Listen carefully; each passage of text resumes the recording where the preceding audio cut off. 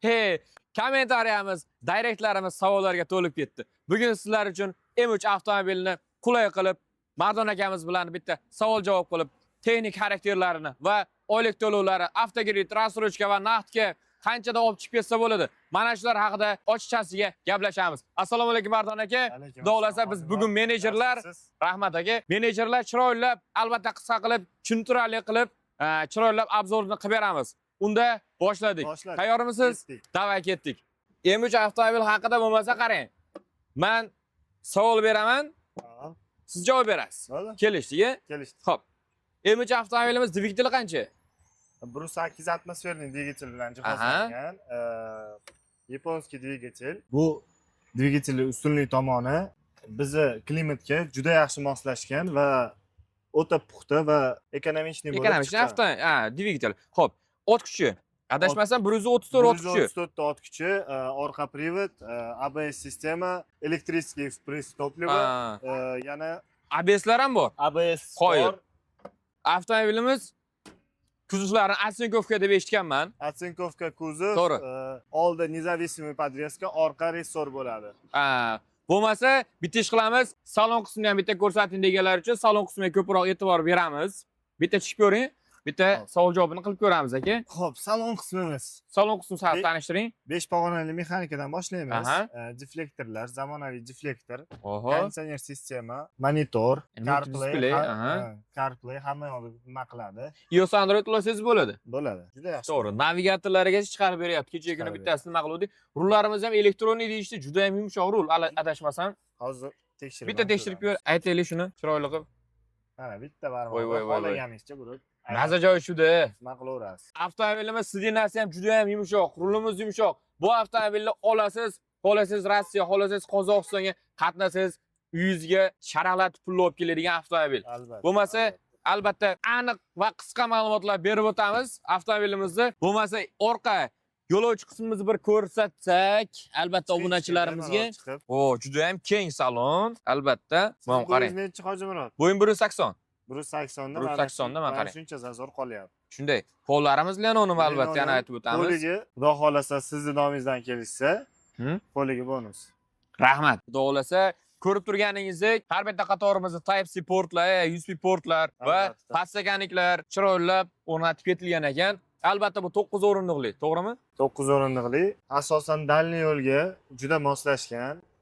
Rossiya deylik, Qozog'iston deylik, o'zimizni jaydaricha yama yo'llarda uncha-munchasiga his qila olmaydi. Hadavoy qismi o'ta puxta ishlangan, uncha-munchaga to'kilmaydi. Asosiysi B kategoriya bilan haydab ketaveradi. Demak, orqa qismimizni bitta ko'rsatsak, orqa qismimiz ham o'ta keng, juda keng. Agarda 2 metrli akalarimiz sig'mayotgan bo'lsa, mana sideniyalar jicha orqaroq surib olishsa, bemalol chiqib ketishaveradi. Sideniyalar orqa qismimiz bagajlik otsek bo'ladi. Bagajlik otsekda 9 kishining chemodan sumkalari bemalolchilikda sig'ib ketaveradi, xudo xolasa. Bitta ideyani aytib o'tsam, qarang. Aytganingizda to'g'ri aytdingiz. Mana bu sidenalarni bu yoqqa tortirganda, mana bu yoqqacha kelgan sidena.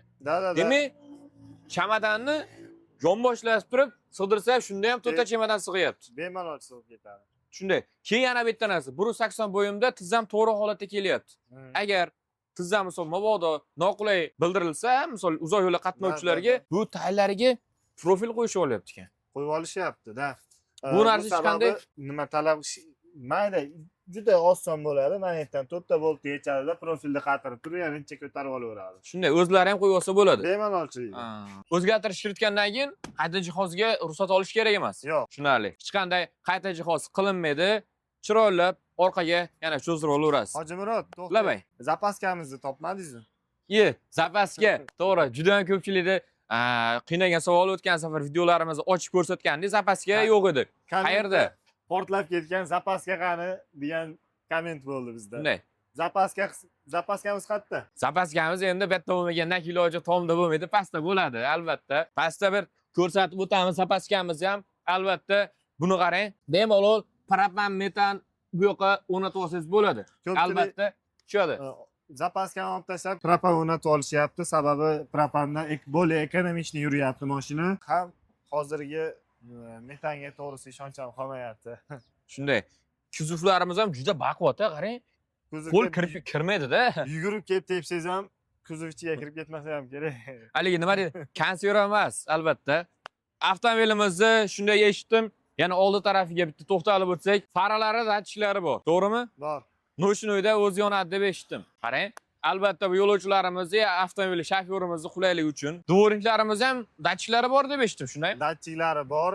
Asosiysi bu mashinaga tumani kerak emas. Ko'pchilik aytadi, tumani yo'q deydi, lekin LED faralari o'zi juda yaxshi tumaniga nima qilib beradi. Tumanni kesib chiroyli, xavfsiz yo'lda ta'minlab beradi. Keyin mana ichki salonni ko'rsatdik, dizaynni ko'rsatdik. Konditsionerdan ko'pchilik so'ragan. Boshqa avtomobillarda qatnayman, liniyaga yoki sayohatlarga qatnayman deyapti, konditsionerdan muammosi bor deyapti. Bu Jack M3dachi? Bundan juda muammo yo'q. Umuman desa ham bo'ladi, chunki konditsioneri отдельный приводlar bilan moslashgan. Konditsioner kerak bo'lsa muzlatib yuboradi. Chizga tegmay qoladi aka. Ko'p cho'zmaymiz. Xarakteristikalarni aytib o'tdik. Yanada qandaydir savollaring bo'lsa, pastdagi kommentariyalar yoki direktlarimiz yoki mana bu quyidagi nomerlarga aloqaga chiqsangiz, to'liq ma'lumotni berib o'tamiz. Narxlari qo'yib ketibdi. Avvalambor uzr. Avtomobilimiz bu tochog'imiz narxi 215 million 460 ming so'm. Kelasiz ko'rasiz, avtomobilimiz ma'qul kelsa, Rassroshka ham mavjud. Rassroshkamiz 60% dan 1 yilga, 70% to'lashsa 18 oyga qilib beriladi. Yana nimadimi? Yo'q, Foizlar qanday? foiz minmaydi. Bu eng qulay o'zini ta'nini bo'lib beriladi, chiroyli qilib. Albatta kelishsa, misol mashina yoqsa, chiroyli narxlarda, ulgurji narxlarda qilib beriladi. Faqat Farg'ona Jack Motors Farg'ona filialida. Shunday. Xo'p, bo'lmasa, yana qandaydir savollaringiz bo'lsa, pastdagi yoki quyidagi raqamlarga aloqaga chiqing yoki-da Jack Motorsning Farg'ona filialiga tashrif buyuring. Kelasiz, menejerlarimiz sizga chiroylab avtomobil xarakteristikasi, test drive yoki-da avtomobil narxlari bo'yicha chiroylab tanishtirib o'tadi. Barchaga Jack Motors Farg'ona filialida kutib qolamiz. Mardon aka, sizga ham rahmat. Albatta savollaringiz bo'lsa, kommentariy yoki-da direktlarimizga murojaat qilishingiz mumkin. Sog' bo'ling, salomat bo'ling.